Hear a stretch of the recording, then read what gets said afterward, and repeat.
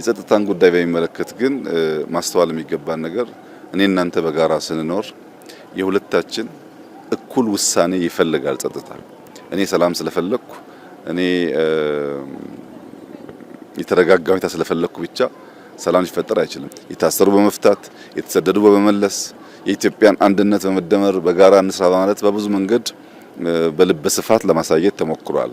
በሌላው ወገን ግን ይቅርታውን እንደ ፍራቻ መተውን እንዳለማወቅ ንሰብሰብን እንዳለመቻል ወስደው የታለሉ ወንድምና እህቶቻችን በየጊዜው በግራ በቀኝ ስልጣን ለማግኘት ያለው አማራጭ ኃይል ብቻ ነው ብሎ ያመኑ ወገኖች አሉ። ለምሳሌ ይህ ምርጫ እንዲደናቀፍ በመቶዎች የሚቆጠሩ ቦምቦች በየከተማው እኮ ስለቅም ኖረናል።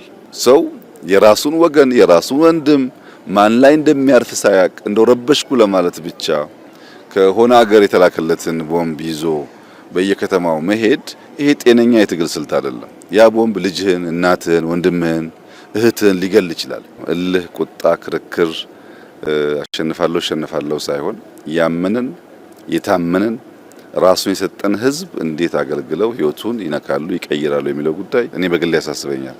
እስካሁን ከሰራሁት በላይ የዚህ ህዝብ ይሁንታ ባገኝና ብመረጥ ምን አድርጌ ነው የምከሰው የሚለው ጉዳይ ያሳስበኛል። ያሸነፉ በታማኝነት እንዲያገለግሉ፣ የተሸነፉ ደግሞ በጸጋ ውጤቱ እንዲቀበሉ ማሳሰብ ፈልጋለሁ። በዚህ ቦታ የሚመጣውን ውጤት በጸጋ ለመቀበል በእኛ በኩል ዝግጁ ነን። እኔ የዚህን አካባቢ ዜጎች ህይወት በተሟላ መንገድ ለመለወጥ የሚጠበቅብኝ አድርጌያለሁ ብዬ አላምንም። በገንዘብ ኃይል፣ በስልጣን ኃይል በመፈለግ ብቻ የሚመለስ ጉዳይ አይደለም። ከዚያ ባሻገር በደንብ እያንዳንዱ ቤተሰብ ጋር መነጋገር ማስተማር ይፈልጋልና አለልክም ማጥላላት ተገቢ አይደለም። የሚታይ ውጤት ስለሆነ አለልክም ማጋነን አስፈላጊ አይደለም።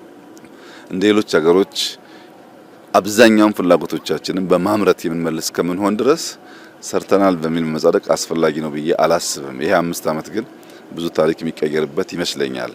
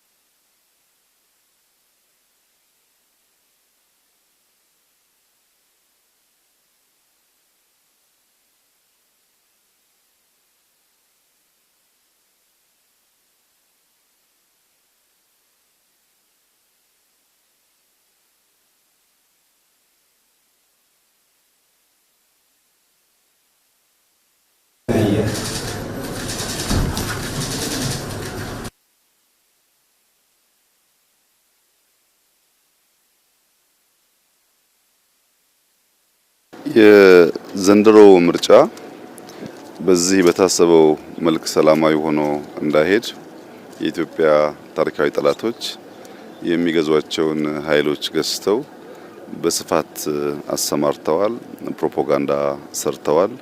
ኢትዮጵያ ውስጥ ዴሞክራሲያዊ ምርጫ ማድረግ አይቻልም የሚል እምነት እንድንይዝ ሙከራ አድርጓል።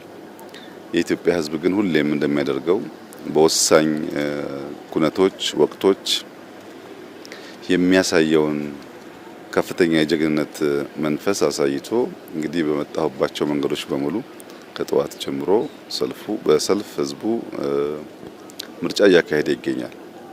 ይሄ የኢትዮጵያ ሕዝብ ሀገረ መንግስቱን ለመገንባት የዲሞክራሲያዊ ስርዓት ኢትዮጵያ ውስጥ ለመገንባት የሚሻውን የሚፈልገውን ለመወሰን መካሪ ገሳጭ እንደማያስፈልገው ያሳየበት እርምጃ ነው።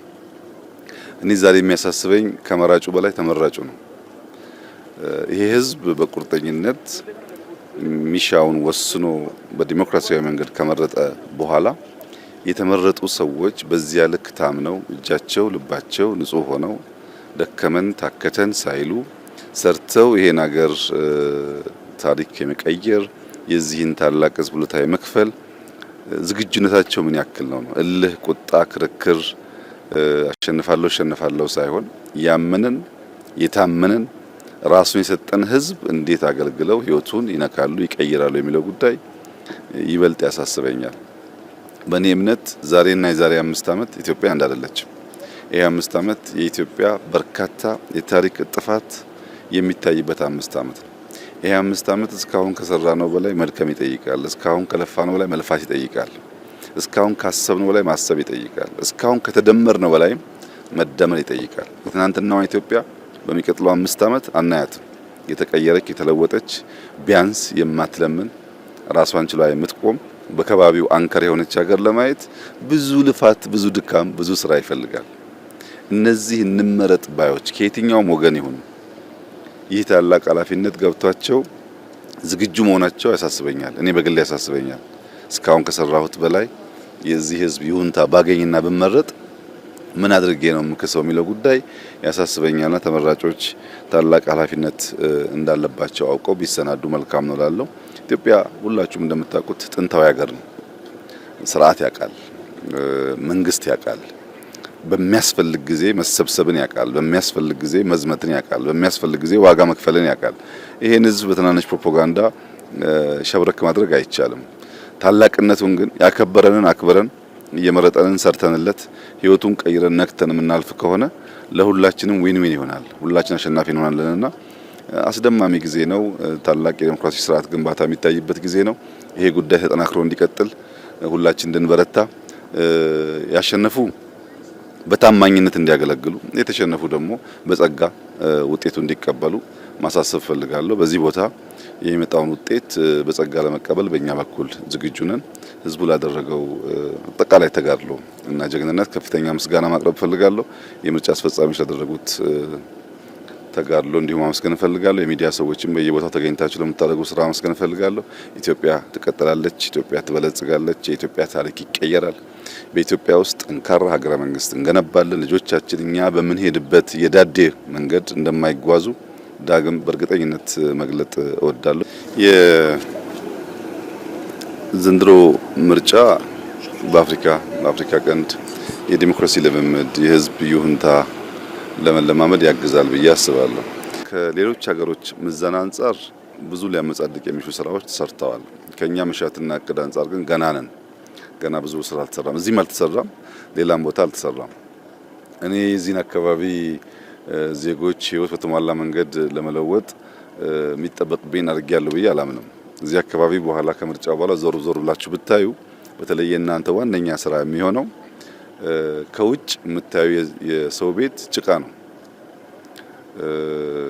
አካባቢውን ቤቱን አያጸዳም። ግን የፈለከውን ቤት መርጠህ ብትገባ ከነጫማ አትገባም። ጫማ አስወልቆ በካልሲ ያስገባሃል። ሳሎኑን ማሳመር የቻለ ህዝብ ከባቢውን፣ ሰፈሩን፣ መንደሩን ለምን ማሳመር አልቻለም? እንዴት ነው ያንን ካልቸር ምናሰፋው የሚለው በማስ ብቻ ሳይሆን በእያንዳንዱ ቤተሰብ ንግግር ይፈልጋል።